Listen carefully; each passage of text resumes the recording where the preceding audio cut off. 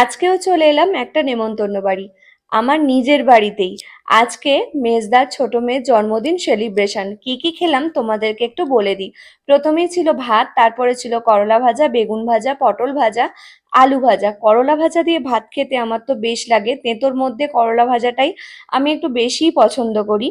তারপর ছিল পুঁই শাকের চচ্চড়ি, ছিল মাংস। মাংস ঝোল আলুটা দেখে আমার তো লোভ লাগছিল। জানি আলুটা শরীরের পক্ষে খুবই ক্ষতিকর, কিন্তু আমার আলু খেতে খুবই ভালো লাগে, তবে পরিমাণ মতো খাই। মাংসের ঝোলটা মেখে ভাতটা আমি তো দারুণ মজা করে খেলাম। তোমরা কারা কারা এই আলু খেতে পছন্দ করো, মাংসের আলু, অবশ্যই কিন্তু কমেন্ট করে জানিও। তারপর ছিল চাটনি, পাঁপড় আর দই। আমি তো মিষ্টি খাই না, কিন্তু এই পান্তুয়াটা আমার বাবুর পাতে ছিল, ও আমাকে দিয়ে দিল। আর এরা মনে করে আমাকে এক টুকরো শসা দিয়ে গেছে, এর সদ্য আমি পরে তুলবো। তো চলো দই খেয়ে নিলাম, আর সব শেষে খাচ্ছি এই পাঁপড় আর চাটনি। আর আমাদের ভুঁদুরামও খেতে বসেছে। আমার ভিডিও কেমন লাগলো?